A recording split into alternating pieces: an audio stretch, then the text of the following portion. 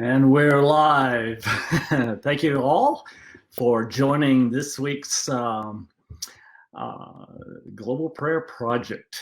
And remember, the goals of the Global Prayer Project are to be able to not just stay up, connected spiritually, connected in spiritual consciousness, but also to be able to send it out in the world. So thank you again for joining in on this. I always like to tell everybody up front, let your friends know this is happening. I believe that it's very, very important at this point in history, this point in the world, to be able to really be able to pinpoint how to move back into spiritually connected consciousness when we get knocked out of it. I believe it's a very important time where everyone is feeling consciousness or can feel consciousness. And it's amazing because if you look at the world, I know there are very many challenges out there. Never has it been harder to depend on the secular world. It seems like all our routines, all the things we used to enjoy, all the things that we used to call ordinary in the world have been zapped. And what has happened, I think, is that we're having a very distinct choice time thrown in front of us. In other words, it's almost impossible to say, well, I'll just sort of coast in the world. Yeah, there are jobs everywhere. I'll choose one or I'll move to another and I'll get a sense of a career moving forward.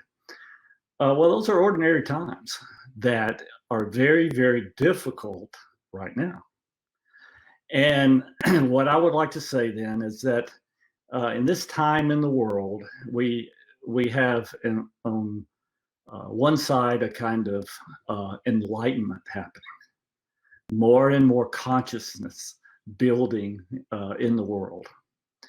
And at the same time, we probably have more emotional discord in the world, where because of our secular insecurities, a sense that we're being clamped down on, where the opportunities that we used to think were everywhere are nowhere.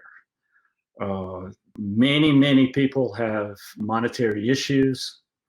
Many people are looking for sort of what I would call the dark side to supply money, to somehow intervene in what has been caused. Now, the cause, we'll just say that it's fear, and it's a need for power and control because of fear. And so if you'll just sort of relate to that as generally a dark side, this is the side of the world is hard. Take what you need. Everybody has to. It's a dog eat dog world. We have to, with the strength of our ego and a kind of selfishness, find a way to get support in the world. And people actually tell you that that's the only way to make it. And again, it used to be a debate somewhat, because we could look around, especially in the U.S., and see lots of opportunities to find ourselves, find our way in the world, find the career that we want to be on, the track. And now it's just very, very blurred, with the highest so-called authorities telling us that we have to be clamped down. We have to sacrifice our creative freedom and even our free speech Again, but that's the fear-oriented controllers. Uh, and but what my point is that while this controlling side of life, many people are joining this kind of controlling side of life to get theirs. Hook me up. Sure, it's shady. Maybe it's mafia-like, but I need to connect somewhere for a flow of money. And it's a decision between going that route and going the route of spiritual consciousness. And of course, that's what we're talking about. What that entails is to understand that because of all the meditation and maybe even because of the clampdown, where people are looking to their inner connections, or asking for help spiritually, there's a whole side, a light side of the world that's opening into consciousness. So, and on this side, I would like to just talk a little bit about what's available. Do we actually get help in life if we connect in spiritual consciousness? But I want to ground you into the sort of where we are as generations right now. I call it what time it is in the world. You may be listening to this as in your age group, because there's three strong generations in play right now. One is the baby boomer generation, who are getting older, looking at life from a kind of backwards position and looking back over their lives. What did they do? Did we do enough to leave a strong legacy of consciousness in the world? Those are some of the questions baby boomers would be asking. So, but what happens when you ask those larger questions? You get answers. You get intuitive direction, which is part of the help we get on the light side of life. So let's just also realize that the children of baby boomers are active right now in the world. In fact, they're the largest working population in the world already, millennials. Now, millennials as a group are moving right now from 30 to 38, through 38 to 40. The bell curve is huge number of people are moving through these ages. And at 38, and this is an astrological aspect that you can, Pluto square Pluto, you can look that up. But what it means is that millennials are all feeling somewhat the same way, which is, they're looking at their lives and saying, yeah, I've been successful, maybe I've have a job, and maybe even a career, but I've mastered maybe the relationship thing, the child raising thing. But at 38, with 40 rushing toward you, a whole generation of millennials are feeling like, isn't there more? Isn't there more inspiration? No, I'm working now. Can I find something to do that's more inspiring? What do I really want to do with my life? Those are the questions. And whenever a huge group of people ask these questions, they start to get answers. So, and let's look forward to also a rising generation, and they're the Z's in terms of the larger pools. These Z's are the children of millennials, and so what we can see is that they also are at a key point of asking the deeper questions. They're facing college. They're as a large group, all at the same time. They're facing college. They're wrapping up high school. They're facing college. A lot of them are in college, or maybe even some of them just leaving college. And they're asking, how do I do it? How do I do this journey suddenly where I'm alone in the world?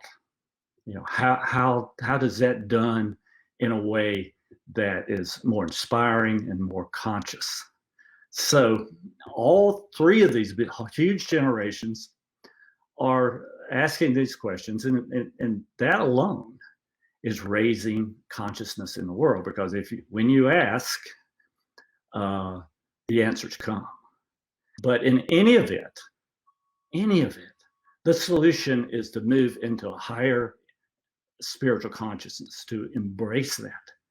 Because again, if synchronicity is real, that means Carl Jung established the human potential movement discussion 100 years ago now, with his pinpointing of the phenomenon of synchronicity. So if you're listening to this and you've never heard that word, it's a scientific term by one of the most famous psychologists in the world, who broke from Freud, who had a materialistic type psychology, and offered this as a more spiritually connected. His discussion was a more spiritually connected psychology. And that's how psychology included these magical moments, these inspiring moments of synchronicity that we can all experience and have more of the more we tune into spiritual consciousness. So again, the goal of this global prayer project has always been to not just move into a sense of spirituality, but to realize that and break with this materialism, secular materialism, that holds that there's really nothing spiritual about the world. There's nothing going on that's mysterious or helpful from a spiritual point of view. That's the secular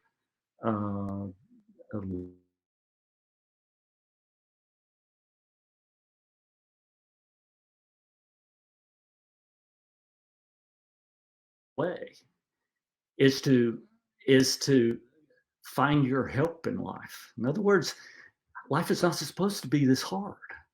This is not about having to find your own way in life with your wits and your ego. It's not about that. This dimension, and certainly earthly life, has always seen people point to the spiritual connection as an alternative.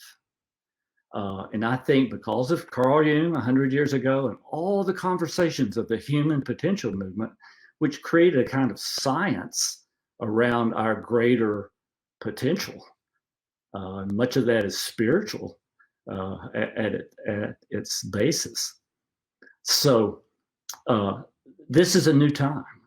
Not only are we experiencing moments of consciousness, we're beginning to figure out, and I think it's pretty clear, Celestine Prophecy series of books points to it, from both insights and from the idea of ability to stay in this flow of life.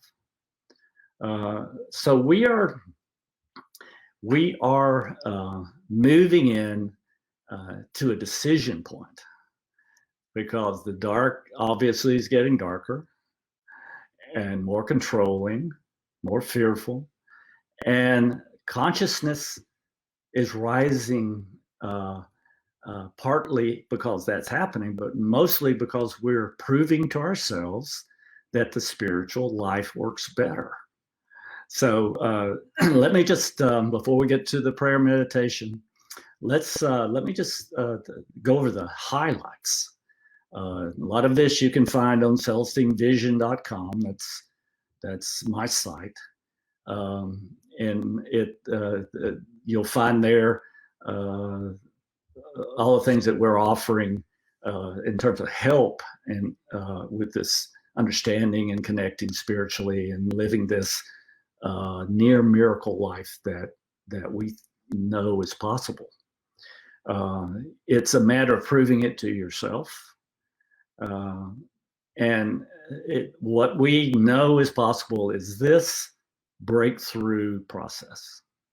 And number one, it's about becoming self-aware. We have a class on self-awareness on CelestineVision.com, the Celestine Prophecy community discussion, which is just an awareness of yourself in the world and yourself on this journey spiritually. That's the beginning. Once you start to look for synchronistic help, these mysterious coincidences that help you answer a question, solve a problem, and then go forward toward this inner intuitive intelligence that tells you there's something that I individually want to get done. Now, the process is to become self-aware and then to begin the tuning in process. And the tuning in process is really to contemplate this and to ask, to intend with gratitude that you move into a kind of healing the chatter in our minds and healing the chatter in our hearts. And we'll do this once we get to the meditation, where you'll see an example of this. One of our goals, of course, is to just inspire you that there's something different. No matter where you are, which generation, there's something that can open up in your life spiritually with intention, just merely with intention. So setting those intentions, healing what's holding us back, and that's the rest of the process. We have to, we grow up being defensive in the world. And those defenses to keep ourselves feeling good in the material world are what hold us back from full connection in the spiritual world, in the spiritual dimension that we're pursuing. So that's an important step as well, to really, in that meditation, open up what I would call intuitive intelligence. Now, the way that we get help in life is that we get intuitions about what to do and what to pursue with our lives that puts us in a place to have more synchronicity. So the process of moving from a secular world of ego into a kind of intuitive, guided life, where we get help with more synchronicity, people showing up in our lives at just the right time to move forward, to really center ourselves in our unique journey moving forward in life. So that's somewhat a matter of intention, also somewhat a matter of using the measure as being how inspired are you. The clampdown tends to make you, or all of us really, kind of bummed out. It could be just a sense of energy loss. But once we open up, what happens is that we get a inspiration energy that with this intuitive guidance, these hunches, move us into having more synchronicity. So there are other ways and all of the insights made abilities will move anyone into that. But it's a process. It's what we talk about on CelestineVision.com. In the community, we have two classes going, really. One is self-awareness, getting started, tuning into the spiritual side. And then I'm doing a class on moving from insight to ability. So the discussion is how to do this. How do you do it? How do you get your spiritually connected strength? But that's, I'll give you one quick way without doing anything else. If you just give energy, your life will change dramatically. Now, how do you do that? All you have to do is visualize sending a kind of love-based energy into everyone you talk to. So what you're doing is uh, moving energy out of your solar plexus, heart area, kind of visualize it going into another person you're talking with or a whole group of people that you're passing by. What happens though is as you give energy, it comes through you first and moves you into a higher inspiration level for your day. And if you just concentrate on doing that one thing, try to uplift everyone you walk past, you drive past, you know, it keeps the road rage down. But what happens is that by giving, it fills us up first, and that's all. Just that visualization added to your normal life will change you, because if it's a love base you're finding, what happens is that you open up that love, intuitive intelligence base. And remember, we're going to talk about that in the meditation a little bit. I'll show you how that works as a meditative process. But you can do it driving down the road, when it's just you with your eyes open, sending energy out ahead of you in the world. So with that, I want to just stop the discussion. Thank you so much for joining us in this.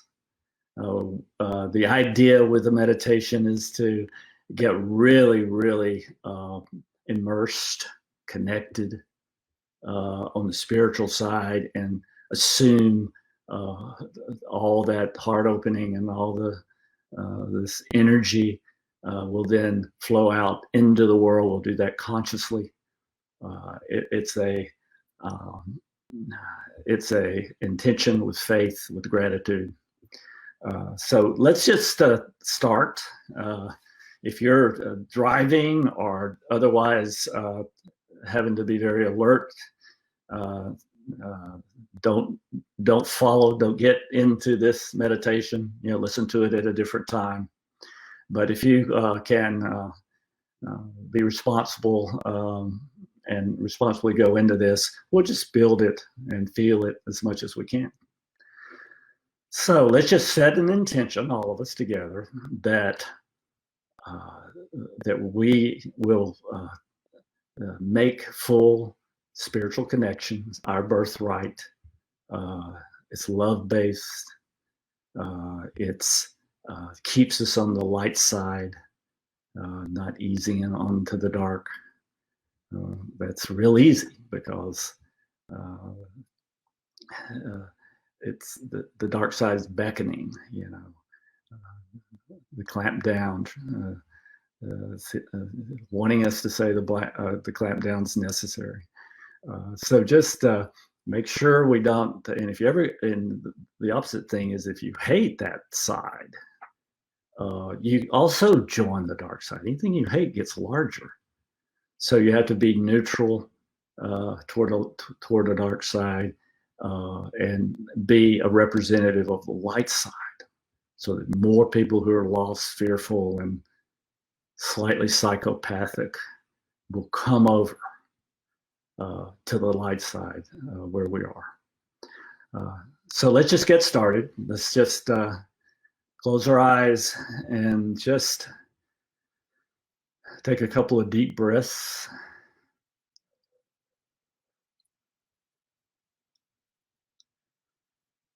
And let's just intend with gratitude, it's happening now, to connect with our birthright, the energy of a kind of agape love. Let's just intend that we're We'll go deeply into this. We'll be able to all together move with real strength into this spiritual connection, and then we'll be able to, in the end, share with the world where we are. Another deep breath. Let's just concentrate on the heart area. See it opening. If there are any verbal thoughts coming in, you don't have time for this, just let them go.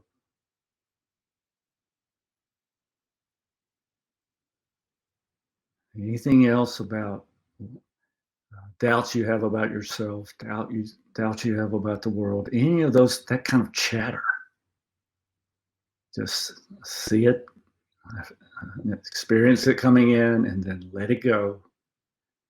Come back to a focus on our heart area. Let that verbal chatter just fall away. Just a few minutes. That's all we're going to be here. Just let that go. And now, always come back to the heart, centered on the heart area. A sense of agape love. Love without an object. Love is a state. And this is where you can let go of any emotional chatter you have, fears that pop up, memories of being hurt by another person that pop up, anger at the dark side or anger at anyone in your life. Just let that go. Those are lower emotions. Agape love is our most strengthful, our most clear emotion that stabilizes.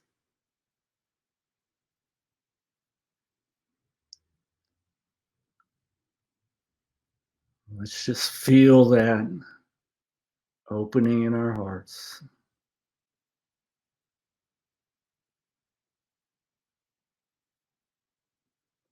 This is agape love. This is a strengthening process. This is not mushy. If that thought comes in, let it go. This is the way you can be the strongest you can possibly be with our spiritual emotion. That's our birthright,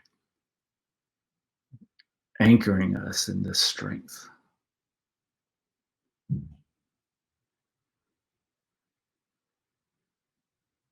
Let's just keep going deeper into this heart connection. Letting everything other than that go.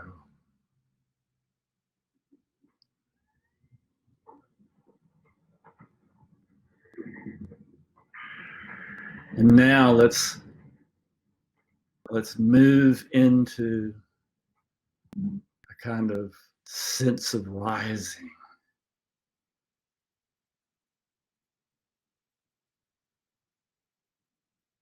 And just feel your inspiration energy with heart open. Know that there's something that you want to do.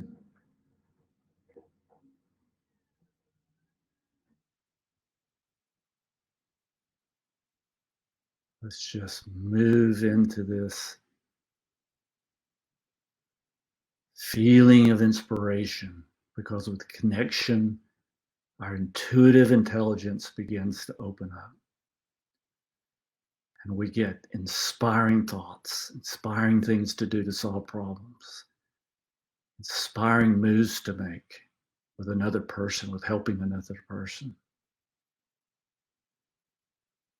They just feel that inspiration energy coming into us with this agape love state, the basic core emotion, the most important centering emotion.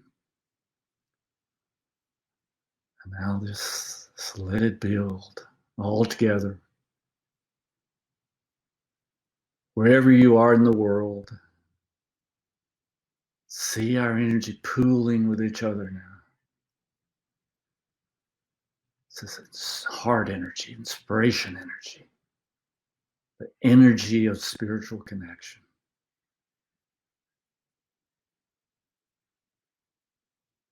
Now let's just take that energy and see it, visualize it wherever we are, going out into the houses around us, wherever you are, all of us together, out for blocks, out for miles, all the way across whatever country you're in.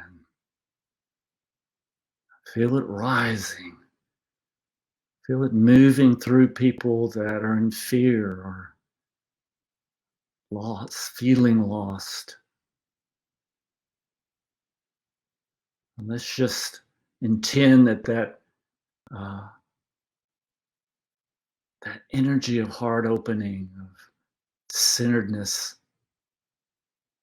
the release of fear or any other lower emotion just sweeps away for the people who are feeling this wave of inspiration energy with us.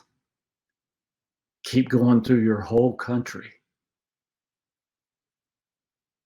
Let's view it's moving across the oceans, touching every place in the world, touching every individual. See everyone's energy, everyone's connected inspiration coming into them. Maybe in some cases it's for the first time ever. Let's see it happening.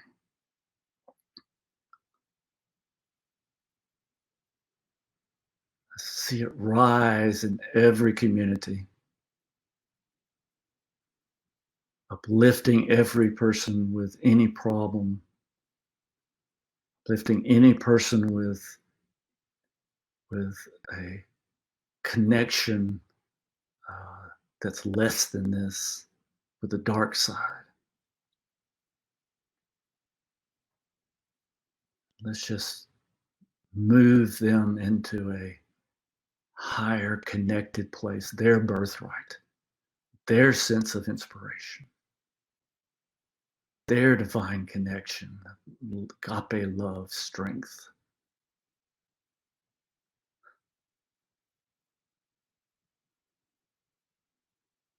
Upward, upward, until it's reverberating all the way around the planet, into all the other planets of our solar system, and into the infinite space of this universe.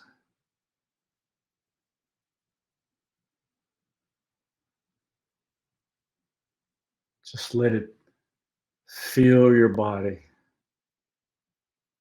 Strength of this unified spiritual connection.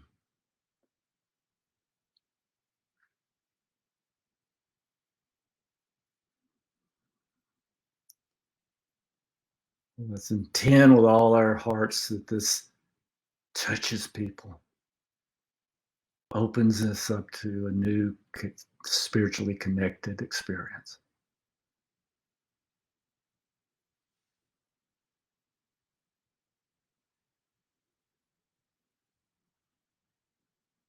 One more moment.